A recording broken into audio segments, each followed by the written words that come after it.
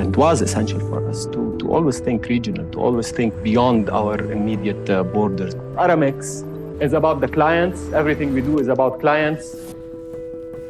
Aramex is a fantastic brand, a very Arab brand. I'm very proud to go and say I'm from Aramex. عملنا لنفسنا تواجد استراتيجي في العالم العربي وبعنا خدماتنا للمؤسسات الكبيرة اللي هي هلأ في الوقت الحالي تنافسنا.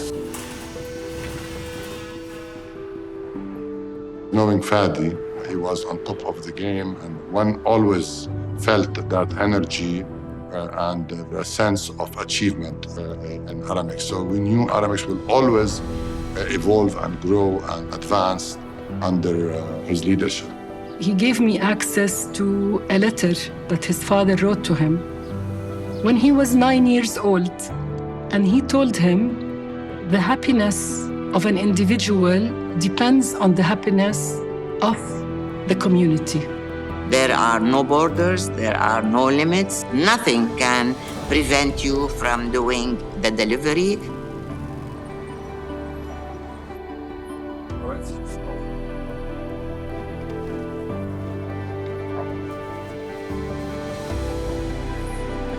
Is my hair okay? The sword.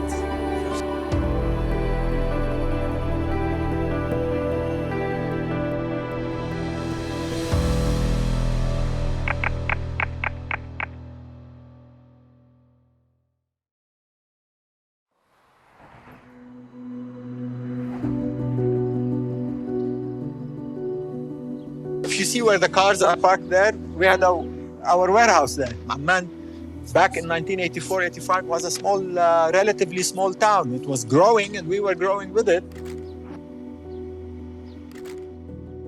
It looks exactly the same. If you look at these stairs here, look, it's amazing that it's still there. Exactly where that QuickBooks is, we had an Aramex sign there. لما انت تشتغل مع شخص مثل فادي غندور ما بحياتك بتحس بالإحباط.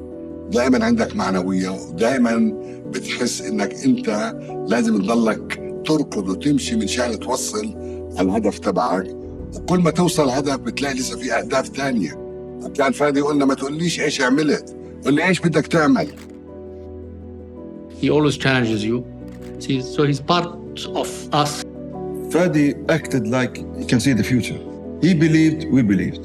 Well, I started here, and then I moved up to the location up here, this corner.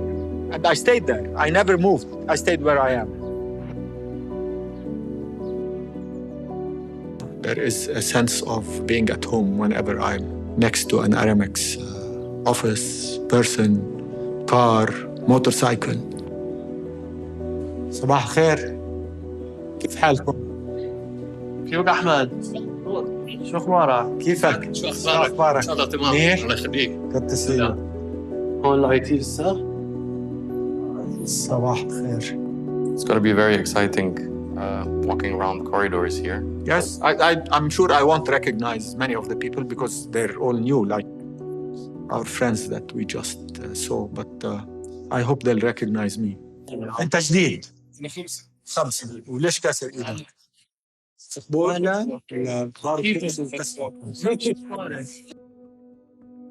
The number 16,000 makes us humble as a company because it's not just about 16,000 people working in the company as our associates. It's about 16,000 families and then the people connected with them.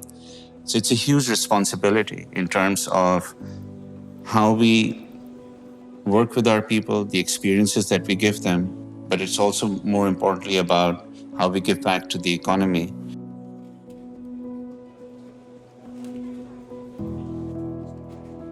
So we decided to change the name of Ground Courier to Champions. Why? Because we believe that they are the frontliners. We believe that if they're successful in whatever they're doing, we as Aramex will be successful. They touch the life of each and every consignee on a daily basis.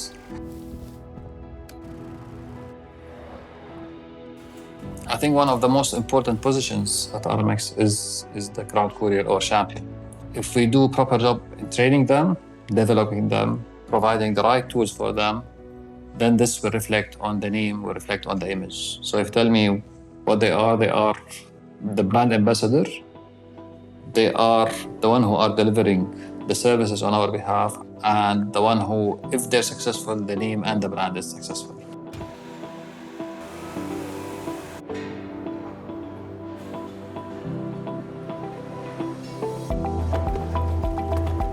The front line is the heart and mind of Aramex. I certainly was always in the front line, showing them that even the CEO can go and deliver a message. I'm not a courier, but I will deliver packages. I'd be in an elevator, I'd see an Aramex courier, I'd say, hey, Aramex, how are you? And then I'd have a conversation with them. They'd think I'm a bit weird because, who's this guy talking to me? I never get into the details. I just say, good job, you're looking good. I'm watching over the brand. October 82, the first parcel from the housing bank. So they called. I wasn't expecting that they had accepted whatever offer we sent. They said, here, we want to test you with a package going to New York. And they stayed with us as a client for decades. Bill is the original thinker of the Aramex concept, effectively. Bill had a small courier company in New York delivering packages for banks overnight. It was called Silver Crest Services. 40 years ago, Bill and I were sitting in a cafe and talking about what he does. And he had this idea. She said, this courier industry is happening globally. And maybe the Middle East doesn't have too many companies that are doing these services. Why don't we think about doing something like that in the region? The companies that competed with DHL in the US, FedEx and UPS, did not have a presence here. So we would pick up packages for money changers here in town and banks who needed to deliver their checks in New York to be deposited there overnight. These were the first shipments that Aramex handled.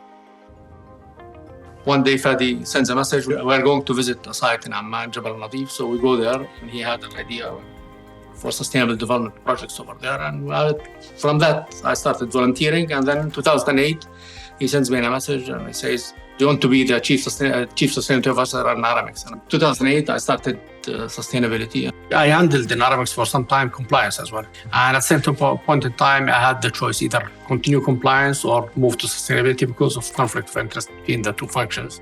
So I decided to stay in sustainability. We have now 3 solar farms in Jordan, 2 in Dubai. We managed to produce last year around 11 gigawatts of renewable energy power. In Dubai, each solar farm covers 60% of the consumption of the warehouse. And these are big warehouses, 60,000 square meters, and we have cooled areas. So we hope that we increase the percentage of generated solar power year over year by minimum 10 to 15%. So our strategy for the coming 5 years is to install 5 solar farms every year in our operations and to introduce a minimum of 300 to 400 EVs every year to be able to reach the targets of 2026. This one you would like. So this is Aramex Super Motor Oil. That's not part of the Aramex innovation. It is somebody that felt that the Aramex brand was nice and cool and would use it to sell oil. And so we found it in the market.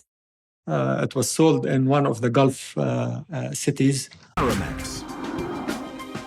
Launched in the region in 1982, Aramex has rapidly evolved to become the fastest growing multi-mode transportation and global logistics group in the world. With a strategic focus on forward thinking, Aramex has harnessed cutting-edge technology to create a bespoke automated stock system for fashion retailers in the region. The predecessor of Shop and Ship was called Shop the World. We would have the catalog business. People don't know that. In the 90s, to generate business out of the US and Europe, because we didn't have a strong presence and nobody would give us business from the US other than the other courier companies to deliver in the Middle East, we wanted packages to come. So we'd bring in the big catalogs that sold clothing, electronics, you name it. We would have retail shops In the Aramex offices where you had all these catalogs, people would come in, look at the catalogs, order, pay us, and then we'd bring the products from these catalogs. We had agreements with them. We took 20-25% discounts on every single item that we bought from them and generated packages and delivered them to these clients. And then when the internet started, shop and ship popped up.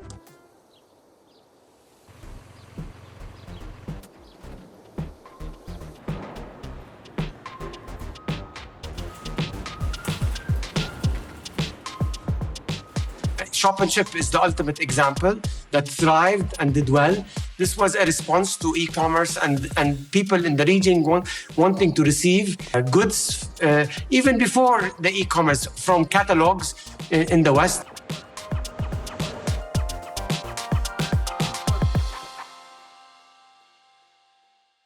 This is important because it also symbolizes our support for sports in Jordan and in the region. So Salam Al-Aqra, who is a ultra-marathon runner. He is one of the top 3 ultra-marathon runners in the world. And so we sponsored him. Because of that sponsorship, he became world famous. In the DNA of Aramex, the idea that we were part of the community. Our first social impact work was actually to build up a basketball club in Jordan that had all age groups in it.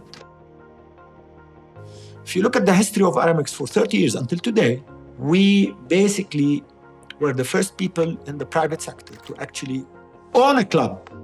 And eventually we sponsored so many athletes, we sponsored so many programs in Jordan, in the UAE, in Egypt, in the Arab world. I mean, that was what we did. 2005, Fadi invited me to Aramex to a roundtable meeting with business leaders. And I think I was the only cultural and social activist on the table. And the conversation was, why are development efforts failing in the Arab world? And it felt like the vision of Ruwad that Fadi seeded is about bringing everyone together really to enable the youth in the most marginalized neighborhoods in Jordan and the Arab world. Ruwad is a youth-centric, neighborhood-specific, private sector-supported community and youth organization. It's focused on enabling young people in their communities through civic engagement, education, and grassroots organizing. And I partnered with Fadi, Aramex, and our corporate partners to make Ruwad a successful neighborhood model that is youth-centric and that can be a safe and courageous space to access all kinds of opportunities for our people. How can Aramex as an organization work with youth so that we can help them in their challenges? And then we decided to establish eventually Ruwad. It works with families, with women, with children, with adolescents, but the co-workers of Ruwad are the youth scholars who take the scholarships and in exchange give back in community service hours.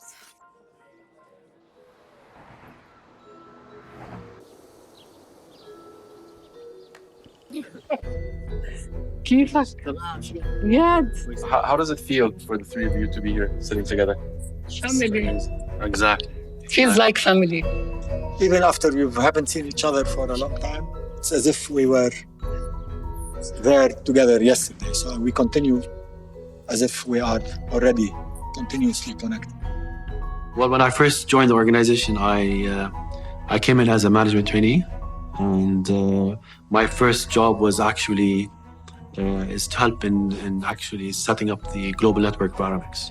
And the way that we did that is by joining forces with a couple of other big companies, one of which is Airborne Express out of the US, who had a track and trace system called Focus. So I was responsible for basically understanding how the system works and going around the world and setting up Aramex Airborne, and at that time, the alliance was called OEC, Overseas Express Carriers, and setting up that technology and all the operating procedures in all countries around the world. Airborne got acquired in 2003 by DHL. because we were using the airborne terminals, as I have told you, for tracking and tracing, we were suddenly caught with our biggest partner becoming a competitor because they were bought by DHL. And so that technology was gonna be taken away from us. We were always building in parallel, Samer Awajan and his team, a software that would allow us to replace airborne when they left. We had always understood the last 2-3 years of our relationship with airborne that eventually you can't be relying on somebody else's technology. So when airborne put off their focus, it was called focus system, the next morning, the Aramex system was available to all the strategic partners of Aramex globally that were dependent on our airborne software.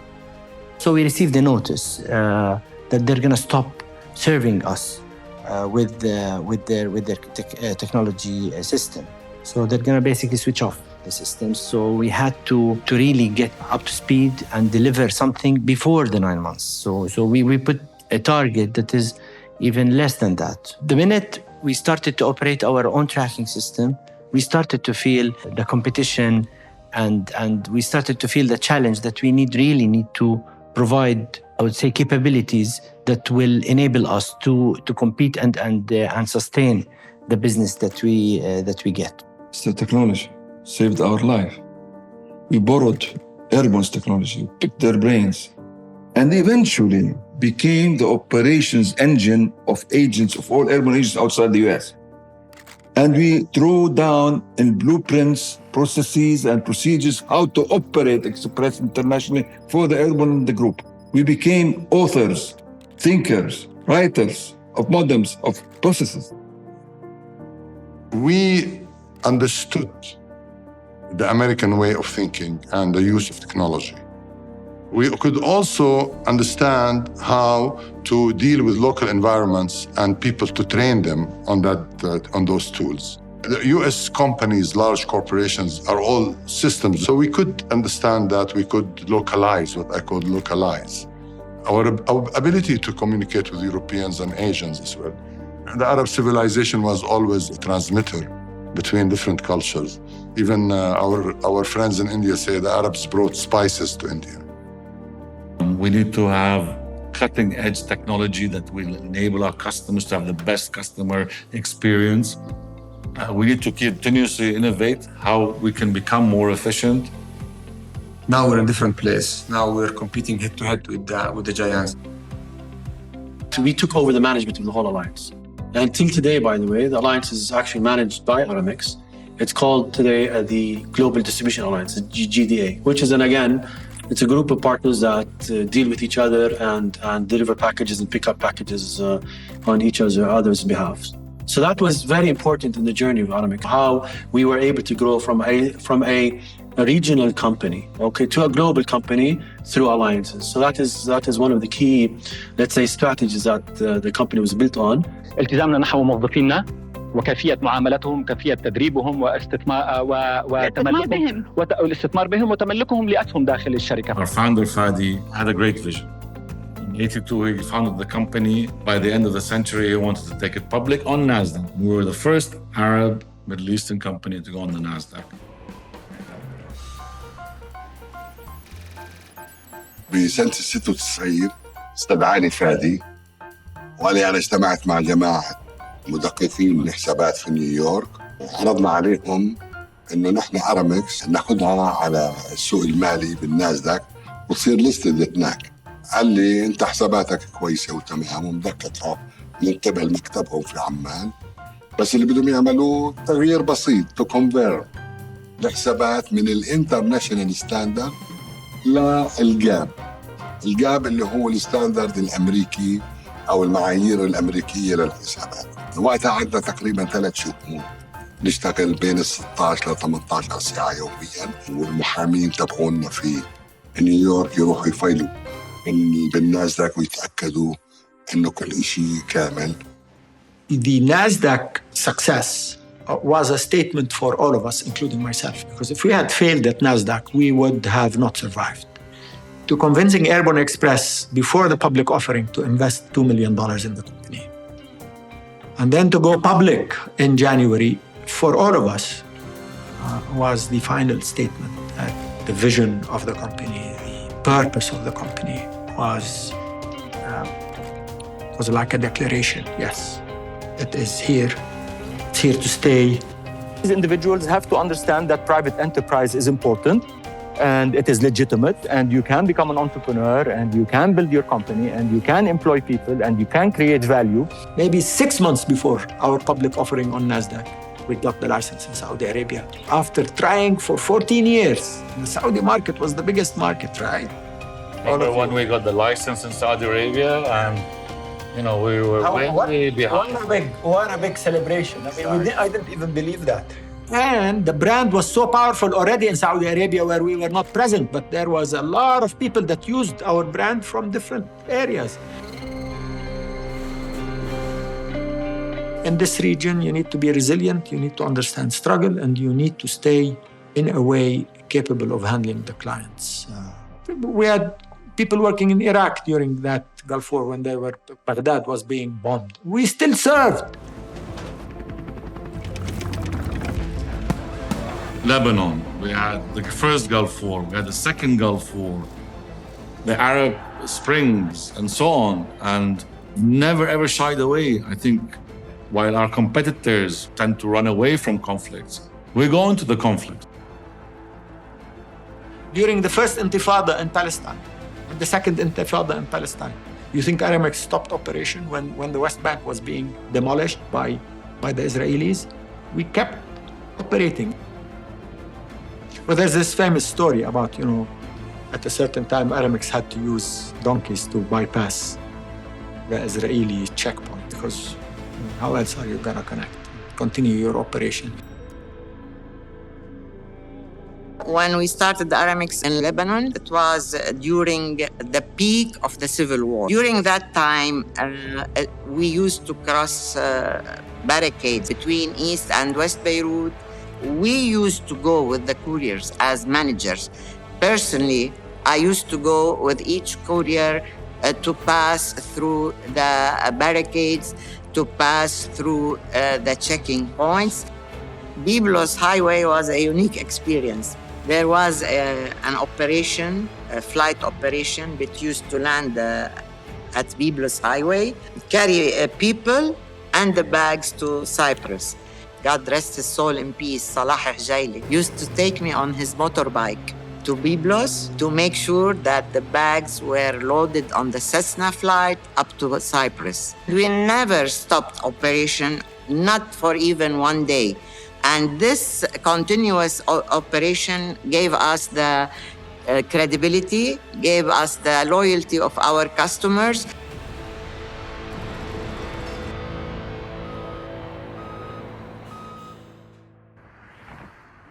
Being on NASDAQ was fantastic for us. 5 years, we did supremely well. But we were a small company. We were not appreciated. We were a small fish in a massive ocean. So the opportunity came and we did the private offering. We did a leverage buyout, a private equity firm. 2002, we went private again. And I think that was probably the most transitional time in our history because we went from a publicly listed company on NASDAQ to a privately owned private equity fund in Dubai. Between 2001 and 2004, it was all about us generating revenue, collecting money, and getting to the next stage. I think the biggest transition for us was actually not going NASDAQ, it was on the DFM. We are a Middle Eastern company. We're not a US company, where that brand is very well known in the Middle East. And that's where we wanted to be, in the Middle East. And I think that was the biggest growth for us, that we became a publicly listed company in Dubai.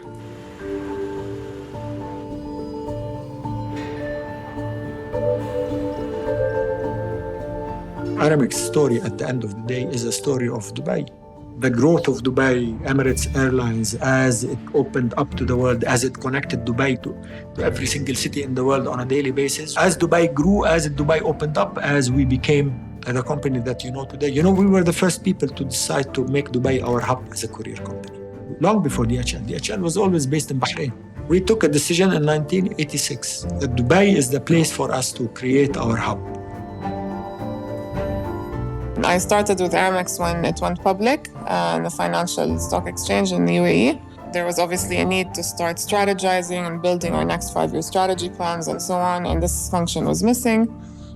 So the CEO at the time asked for me to step in and to try and support in initiating that function as well. So we did that in 2011, and I've been doing that since.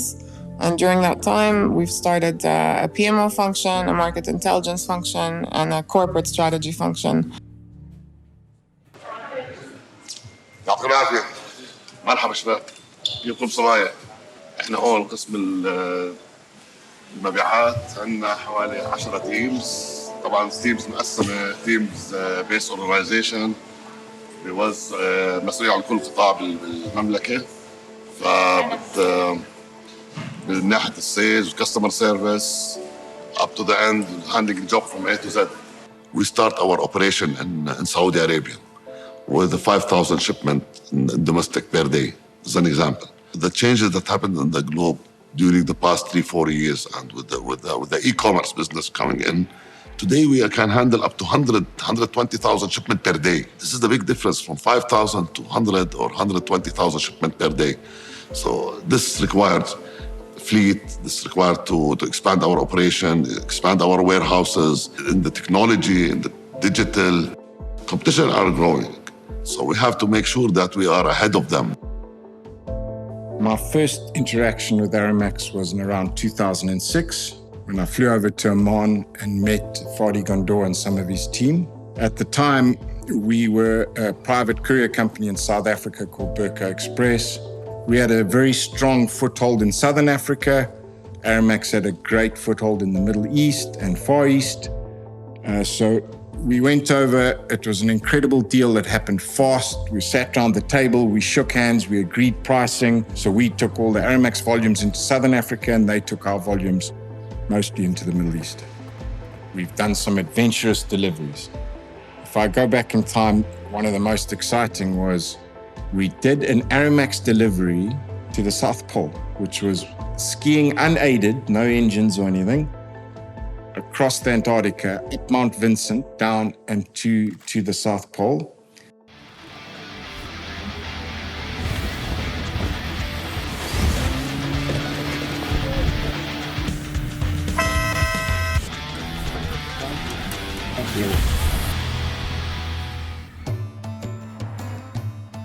I remember a shipment that is different than other shipments because it wasn't a small one.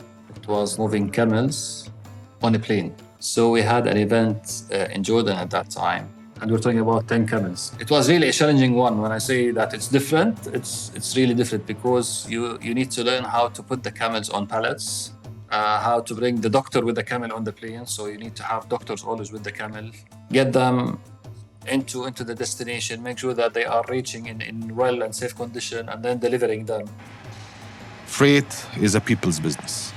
It's not about how many cars or warehouses or any infrastructure that you have on the ground. Clients don't care about that. They only care about the trust they have in the person sitting in front of them.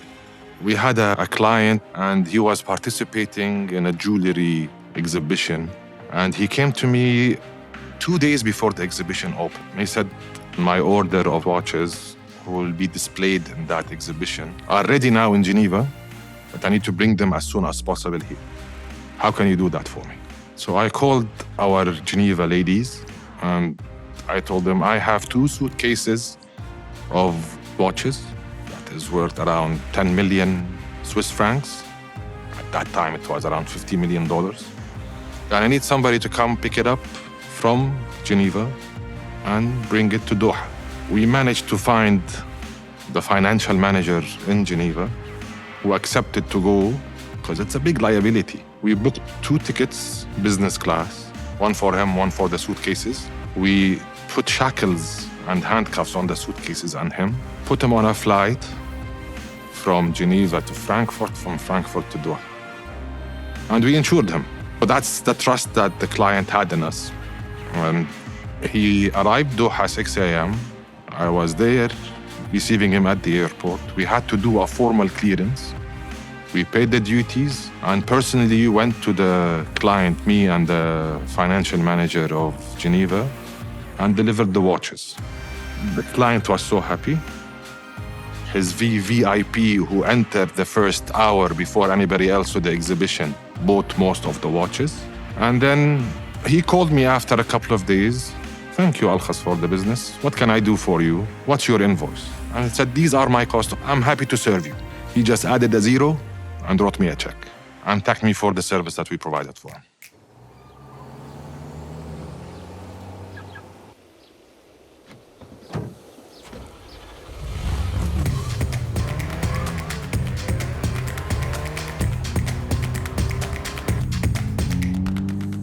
We've done so many amazing things in the last 2 years, but one that really stands out for me is something so simple, but so powerful and so important in the Middle East. We were the first company to change our Arabic on our website to have a female version. Because if you look at Arabic, it's all male dominant. So when you have call to actions to click on, it's all leaning towards male. But we changed it and have an option now for female Arabic, which is really amazing. And I think that's one of the things that we did that had such a big impact, on it, especially for this region, which I absolutely loved. Aramex had acquired a business in Australia and New Zealand called Fastway, and that was in 2016. So in 2018, I was asked to go across and help run that business. In February or March 2020, I was in Australia, I left, and they had a lockdown, and I couldn't go back for 2 years. I was asked to come into the GCC region to look after this region. How was that? Tell us a couple of your experiences in that time. Well, it was crazy. We just were pumping with volume. We had more parcels than you can imagine. The malls were closed. People were ordering online. People were wanting deliveries of food, goods, items, necessities, medicines, everything. So we couldn't cope. At the same time, the Dubai taxis were empty because there were no flights, or very few flights. There was no tourists coming and going, and there was a lockdown. So we did a deal with Dubai Taxi, and we got 400 taxis every day coming into our office to deliver parcels. So in the Mall office, if you looked out the window to the left and to the right, you just saw a row of taxis every single day. And they used to rotate, go out for 3 hours, come back, get more parcels, and we just rotated 400 taxis. So we got on top of the situation. Post-COVID, the market dynamics completely shifted, the product mix shifted, and what customers require shifted as well. So there's heavy focus on, for example, developing new service offerings that the customers have asked for. We had several customer interviews just to understand what can we embed as part of your vision into our strategy, and this is what we have done. We have ambitious growth targets for our entire business, for both Express and for the freight business. So on the Express and domestic side, we want to grow our network. We want to work with partners to expand our service offerings. On the freight side, it's a story of building capabilities, building our network, getting the tools in place that are expected nowadays from big freight customers. And on the logistics side, we have a very ambitious growth target when it comes to warehousing footprint. Technology is very critical for our business, from getting us to be sort of at the forefront in our industry. We were one of the ones who pioneered the WhatsApp chatbot. And I think that everybody's touched the WhatsApp chatbot and what it did to everyone in terms of being able to interact with the brand and schedule the shipment. We've taken that a step further, and we've actually infused it into our social media channels. So you can chat with us. The same bot will talk to you and recognize you wherever you communicate with. And we've kind of pioneered the infusion of, let's say, the chatbot being an AI or artificial intelligence with a human factor. So we did not delegate our customer care completely to bots, but we've infused the right mix that still has the Aramex human touch. We've got a fantastic board today between DPD and Abu Dhabi Ports, who control a major stake in Aramex. So DPD is an interesting topic. They bought 25%, continue to buy. They're today at 28%. A lot of collaboration, discussions between us and them. You know, they've got a massive presence in Europe. They are building a global network. They've got investments now in Asia and other places. And for us, it's a natural part of their global plans. We are very strong in the Middle East and Africa.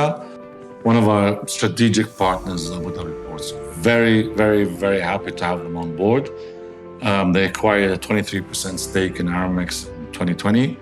They have been very active. The chairman of the board is Captain Mohammed Al-Shamsi. They back us in the logistics sector. As you know, we've split the company into two clusters last year. We have the express cluster and the logistics cluster. And Abu Dhabi Ports is a fantastic partner that enables us to access ports, facilities, the logistics sector in Abu Dhabi, and the whole eco-environment within the UAE. They've been very supportive and they've been pushing us very hard. So by 2030, we have a lot of acquisition aspirations. We just did my US for $265 million. We have a lot of acquisitions in the pipeline. We want to focus where we're strong in, which is our core markets, Middle East, Africa. We want to enable trade into this region and really grew our brand in Asia, Europe, and North America. And I managed to, the first few years were very difficult, establishing our reputation, our brand, did a lot of acquisitions, and today has been very successful.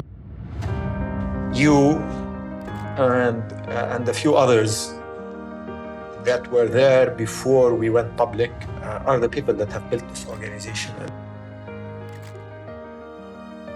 Everything I managed to achieve and all the battles I went through were always influenced by my experience from Aramex. أنا حبيت أرامكس ونجحت في أرامكس وبحب أشوف أرامكس مستمرة في النجاح لأنه نجاح أرامكس بشبابها الجداد بدمها الجديد هو نجاح مستمر لأننا نحن الناس القدامى. The more that we live, we seriously live, we genuinely live the core values of the organization, the organization will keep on succeeding. Aramex was about leadership, about working hard to build the company, to build the brand. And every time I am known to coming in at 6 o'clock in the morning, 6:30 in the morning.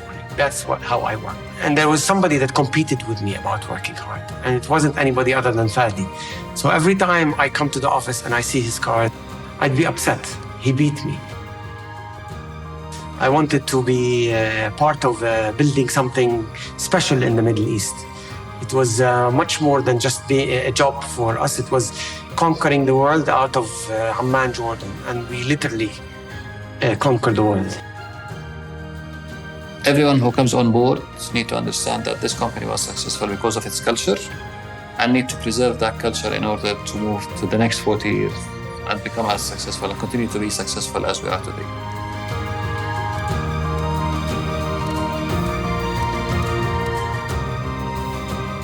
You have full trust of the people.